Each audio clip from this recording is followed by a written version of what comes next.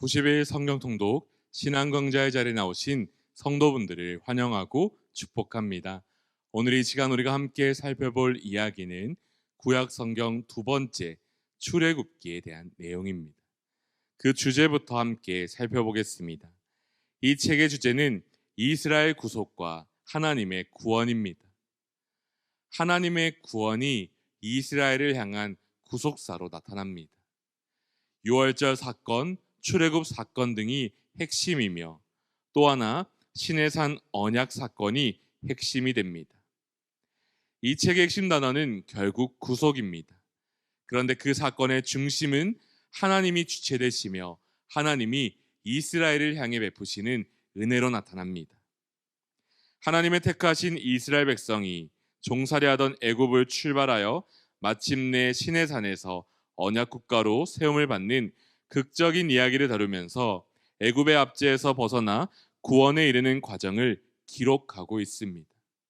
그리고 이러한 출애굽의 이야기는 결국 예수 그리스도 안에서 우리가 죄로부터 해방되어 하나님의 자녀가 되는 이야기를 바라보게 합니다. 그 내용을 좀 정리하면 다음과 같습니다. 먼저는 전반부 1장 1절부터 19장 2절까지 이 내용에는 출애굽에 대한 이야기가 담겨 있습니다. 출애굽 이전 시대의 생활과 그 가운데 출애굽을 위한 10가지 재앙 사건, 그리고 그로 인해서 펼쳐지는 출애굽 여정 등이 이 전반부에 포함됩니다. 그리고 후반부에 이르러서는 19장에서 40장까지 시내산이란 장소를 중심으로 하여서 그곳에서 하나님과 이스라엘 백성들이 언약을 맺고 그 언약을 바탕으로 율법을 받고 또 성막을 세워가는 이야기를 보게 됩니다. 그 가운데는 우리가 잘 아는 아론의 금송아지 사건도 함께 등장하게 되는데 그 이야기들을 이후에 좀 더 살펴보겠습니다. 1장부터 다시 한번 보겠습니다. 먼저는 이런 내용이 있습니다. 출애굽 이전 생활입니다. 이 1장과 2장에는 히브리 민족 곧 요셉의 자손들로 하여금 그 히브리 민족이 어떻게 형성되어 있는지를 잠깐이지만 들여다보게 합니다. 본래 애굽의 총리로서 요셉을 바라보았기 때문에 그 땅에서는 많은 사람들이 요셉과 그의 가족들에 대한 호의적인 태도가 있었는데요. 그런데 시간이 흐르고 요셉을 알지 못하던 새로운 왕이 세워짐과 함께 그곳은 변화를 맞이하게 됩니다. 그리고 그 변화는 곧 노예 생활로 이어집니다. 애굽에서의 노예 생활이 시작됩니다. 그리고 박해가 이어집니다. 이스라엘 백성들을 향한 괴로움이 나타납니다. 그리고 그 가운데에는 모세가 태어나게 됩니다. 말씀 한 절 읽겠는데요. 출애굽기 2장 23절에서 25절입니다. 여러 해 후에 애굽 왕은 죽었고 이스라엘 자손은 고된 노동으로 말미암아 탄식하며 부르짖으니 그 고된 노동으로 말미암아 부르짖는 소리가 하나님께 상달된지라. 하나님이 그들의 고통 소리를 들으시고 하나님이 아브라함과 이삭과 야곱에게 세운 그의 언약을 기억하사 하나님이 이스라엘 자손을 돌보셨고 하나님이 그들을 기억하셨더라. 아멘. 하나님의 말씀입니다. 이스라엘 백성들의 탄식, 탄원이 나타납니다. 그리고 그것을 두고서 하나님이 그들을 주목하여 바라보십니다.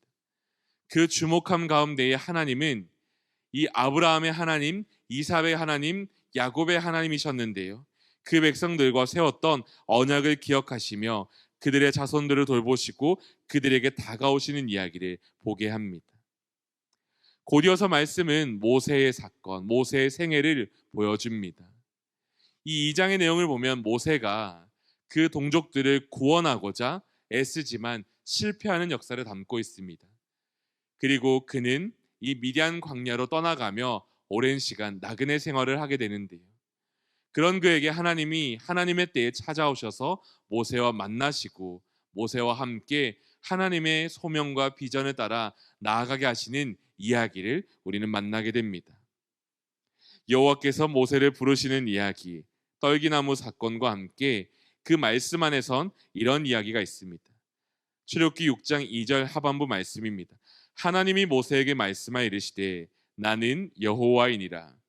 내가 아브라함과 이삭과 야곱에게 전능의 하나님으로 나타났으나 나의 이름을 여호와로는 그들에게 알리지 아니하였고 가나안 땅 곧 그들이 거류하는 땅을 그들에게 주기로 그들과 언약하였더니 이제 애굽 사람이 종으로 삼은 이스라엘 자손의 쉬는 소리를 내가 듣고 나의 언약을 기억하노라. 그러므로 이스라엘 자손에게 말하기를 나는 여호와라.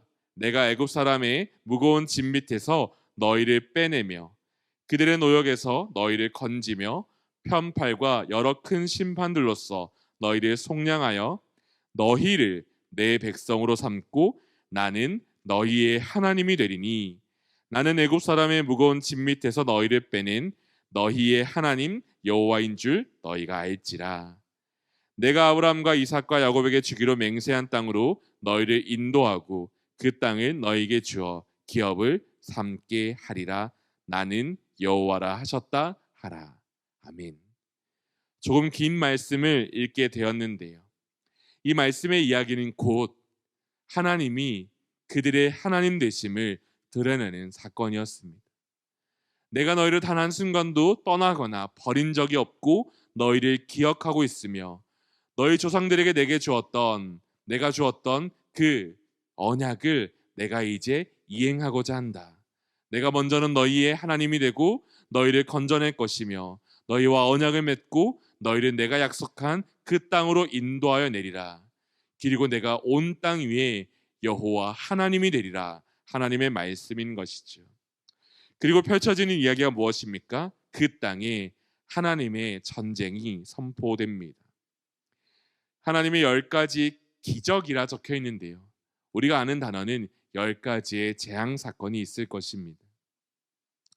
재앙과 기적을 조금 구분하여 표현해 보았습니다. 애굽 사람들에게는 이것은 재앙이었을 것입니다. 그러나 이스라엘 사람들에게는 이것은 놀라운 기적의 연속이었을 것입니다. 하나님은 그 땅 위에 거짓되고 허영된 그 신들을 모두 심판하십니다.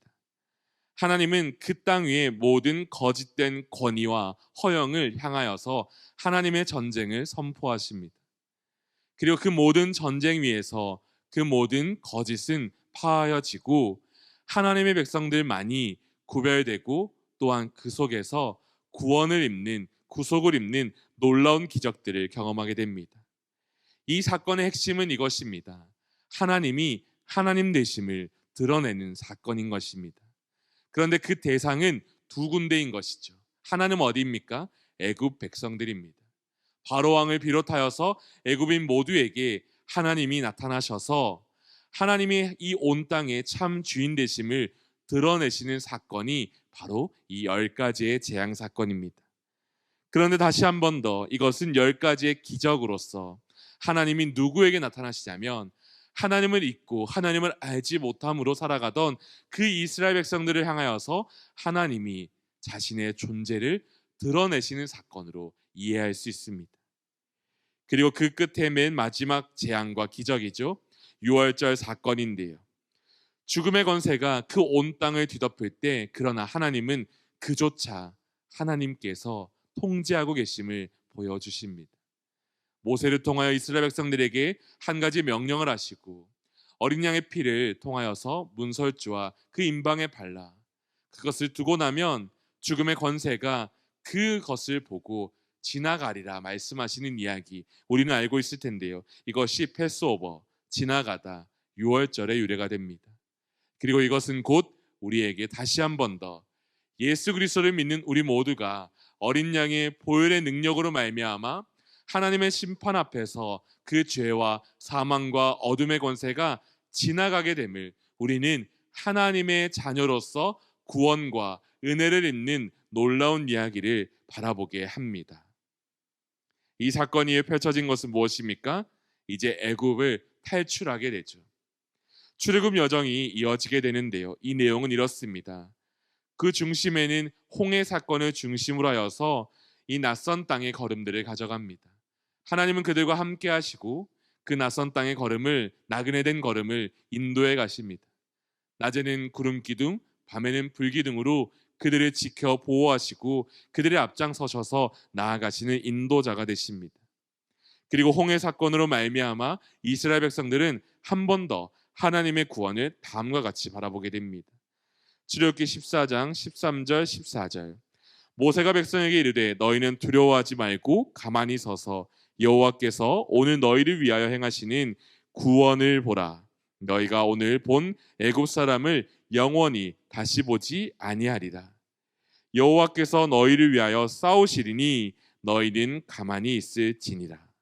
하나님의 말씀이었습니다. 이 홍해를 마주하고 앞뒤가 막혀 있는 진퇴양난의 이스라엘 백성들을 향하여서 하나님은 말씀하셨습니다. 그리고 그 말씀대로 능력을 행하셨고 바다를 가르시고 마른 땅을 걷게 하시는 놀라운 기적을 행하십니다. 뒤쫓아오는 애굽의 군대를 모두 그 바다에 덮으시며 더 이상 쫓아오지 못하게 하는 것을 바라보며 하나님의 놀라운 구원을 우리 모두가 바라보게 합니다. 그리고 또 한 가지 이야기인데, 그런 홍해 사건이 지나고 나면 이스라엘 백성들의 이야기는 조금 다른 모습을 보여줍니다. 그것은 여기에 적힌 대로 불평하는 모습입니다. 낯설고 고된 땅, 하나님의 놀라운 구원의 기적을 경험하였음에도 이들은 하나님 앞에서 그들의 모습을, 연약함을 그대로 드러내며 불평만 합니다. 그런데 중요한 것은 그 불평하는 이스라엘을 하나님이 마치 어린아이를 다루시고 돌보시듯 그들을 살피신다는 것입니다. 불평을 들어주시는 것이죠. 그들의 필요를 채우시기 위해 만나와 메추라기를 공급하시고 또 반석에서 물을 내시며 또 그들에게 필요한 것을 입히시고 먹이시며 인도해 가시며 전쟁에서도 승리하게 하시는 이야기들을 경험하게 합니다. 그리고 그런 하나님은 그들을 계속하여 인도하여서 한 장소에 인도하시는데요. 그곳은 시내산입니다. 그 시내산에 도착하는 여정이 바로 출애굽기의 전반부입니다. 이제 후반부의 내용을 조금 살펴볼 텐데요. 후반부의 내용은 이것입니다. 시내산, 하나님은 그곳에서 이스라엘 백성들과 다시 한 번 더 언약을 맺습니다. 언약의 핵심은 이것입니다. 너희가 내 소유가 되겠고 너희는 내 제사장 나라가 되며 너희는 내 거룩한 백성이 되리라. 관련된 말씀은 이렇습니다.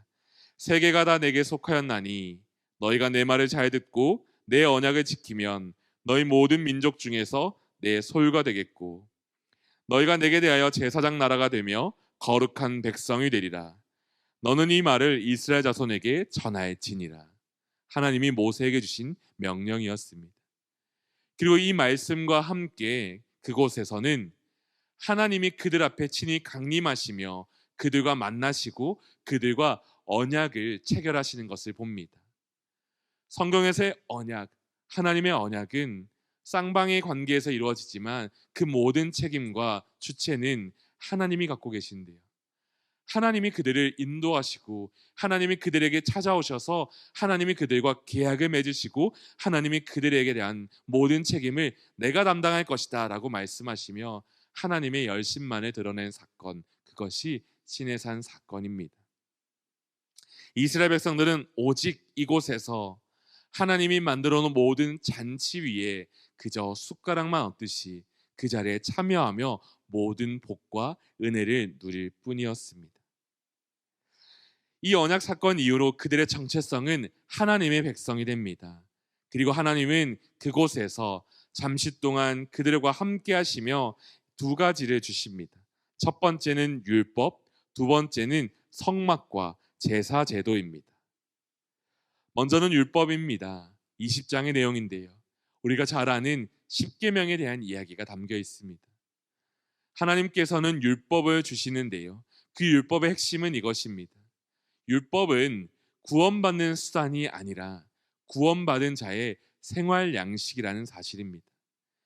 이 율법을 잘 지켜야만 내가 하나님의 자녀가 될 수 있다는 말이 아니라 하나님의 자녀가 된 우리, 오직 하나님의 은혜로서 하나님의 자녀로서 우리의 모습이 바뀌어버린 이 현실 가운데 이제 우리가 과거의 생활, 애굽의 생활, 그 모든 것을 버려버리고 하나님 나라의 백성으로서 제사장 나라요 거룩한 백성으로서 하나님의 법도대로 살아가는 그 방법과 길이 알려지는 것이죠.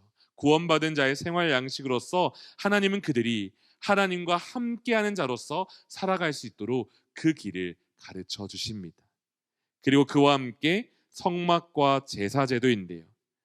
이 성막과 제사제도를 하나님은 베푸시며 이것의 핵심도 이렇습니다. 다른 것이 아니라요, 그 하나님이 우리 가운데 계시다는 것을 알도록, 그리고 우리는 하나님께 나아가며 하나님을 예배하고 하나님의 임재 아래서 하루하루 살아가는 그런 자들이라는 사실을 하나님은 깨달아 알도록 그 가운데에 성막을 두시고 또 그들이 하나님 앞에 나올 수 있도록 제사 제도를 만드시는 것 보게 됩니다. 이스라엘 진영의 중심에는 하나님이 이제 거하십니다. 어디에나 거하시는 하나님이시지만 이스라엘을 위하여서 그곳에 성막을 두십니다. 이스라엘 백성들은 어디에서나 그들 가운데 함께 하시는 그 하나님의 임재를 경험하게 될 것입니다. 이처럼 언약 사건 이후 율법과 성막 그리고 제사 제도를 통하여서 이스라엘 백성들은 조금씩 그들의 정체성이 하나님 자녀로서 살아가는 법을 배우게 됩니다. 그리고 그들은 하나님의 뜻 안에서 자원하는 심정으로 기쁜 마음 안에서 성막을 만들게 되는데요. 하나님의 말씀 그 명령대로 다 준행함으로 이 성막은 결국 완성되고요.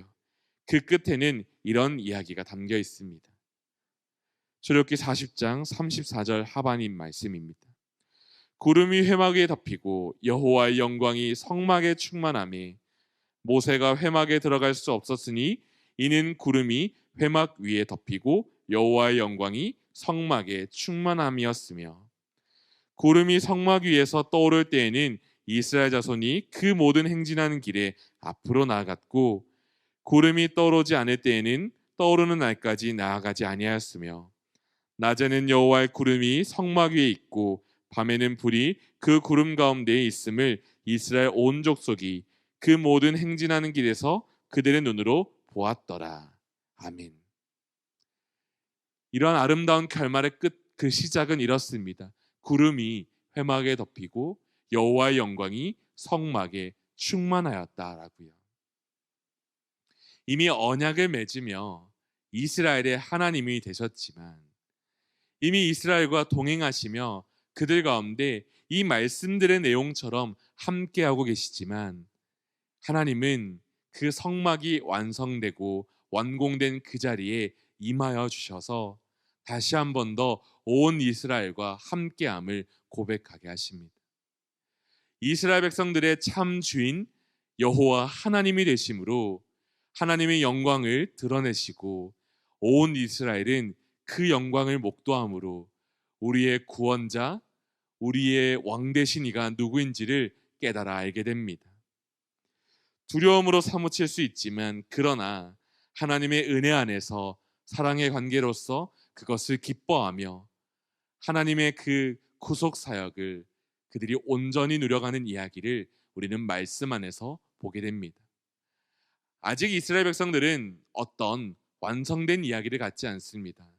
이제 막 집을 떠나 새로운 출발을 하는 그런 어린아이와 같습니다. 그러나 하나님은 그들 곁에 찾아오셔서 말씀하여 주시고 필요를 채워주시고 그들의 불평에 응답하여 주시며 하나님의 나라로, 하나님의 백성으로 인도해 가시는 이야기를 우리에게 보여주십니다. 출애굽기의 이야기를 통하여서 여러 복잡한 것 같이 보여도 그러나 그 가운데 펼쳐지는 하나님의 구속사역을 바라보기 원합니다. 그리고 이러한 구속사역은 창세기 말씀에 이어진 이 하나님의 이야기고, 또 이 출애굽기를 통하여서 그 다음의 이야기로 이어지는 하나님의 계속인 것을 우리는 바라보면서 오늘도 함께 말씀 안에서 은혜 얻기를 소망합니다.